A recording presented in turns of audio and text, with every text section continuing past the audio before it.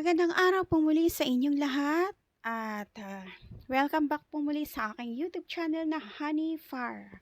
Tayo po'y muling maglalakbay upang maihatid ko sa inyo ang kahulugan ng ating mga panaginip. Kaya kung bago ka pa lang sa aking channel, please like, share, and subscribe. Hit the notification bell para lagi po kayong updated sa mga i-upload kong kahulugan ng inyong mga panaginip. Okay, ang bibigyang daan po natin ngayon ay ang kahulugan ng panaginip ng tubig o kahit ano pa mang anyong tubig yan. Ilog man yan, lawa, bukal, falls o dagat, kahit ano pang anyong tubig kapag ito ay napanaginipan mo. So ano nga ba ang kahulugan nito? Yan ang ating tatalakayin sa videong ito. Kapag nanaginip ka ng tubig at ikaw ay nalulunod dito, ito ay indikasyon sa iyo na nasa sitwasyon ka ngayon na nakakaramdam ka na ng sobrang pagod, sobrang pagkabalisa, at tila bang nais mo nang makaahon sa iyong nararamdamang hirap at kapaguran ng katawan at isipan sa sitwasyong kinasasadlakan mo sa ngayon. Kapag nanaginip ka na naglalakad ka sa tubig at maayos at payapa at tahimik ang daloy ng tubig na ito ay indikasyon sa iyo ng panaginip mo na nasa maayos na pamamalakad mo ang iyong sarili at sa mga bagay-bagay sa iyong buhay ay maayos mo na hahandle ang iyong mga problema at mga gusot.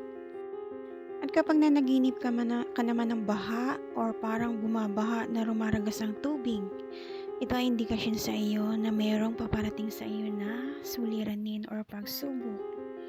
At pinapaalala sa iyo ng iyong panaginip na huwag mong masyadong dibdibin at pansinin ang mga problema sa paligid mo.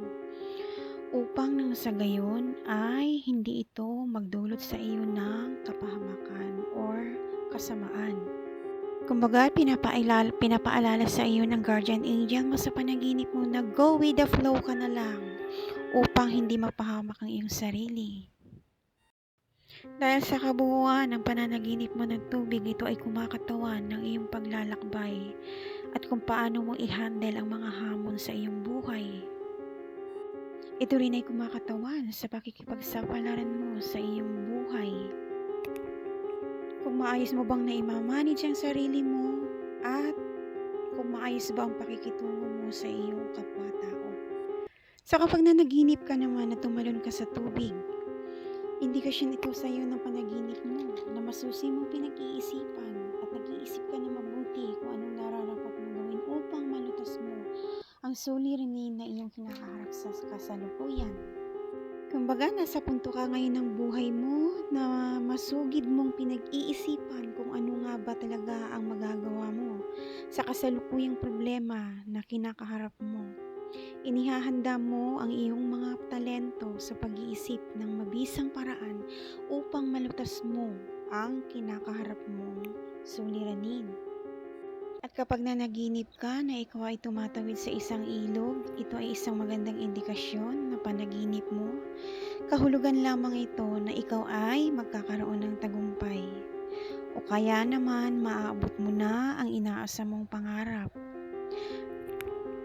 Indikasyon din ito na umaangat ka na sa dating antas ng iyong pamumuhay, kumbaga to the next level ka na. Napagtatagumpayan mo na ang iyong mga pangarap.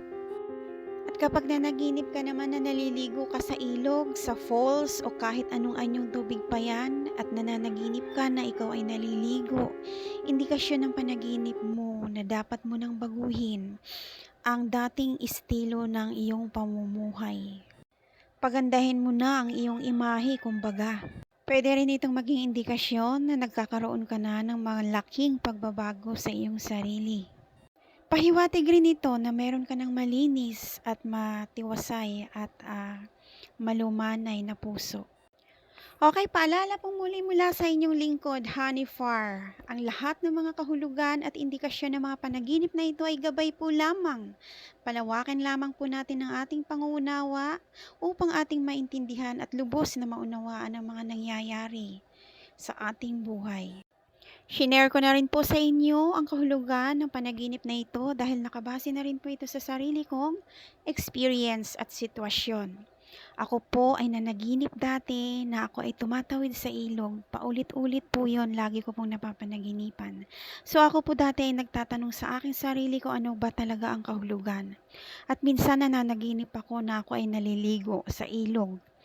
At ang madalas ko talagang napapanaginipan is yung tumatawid ako sa ilog at nakikita ko yung isang tao doon sa kabilang side, papunta ako sa kanya.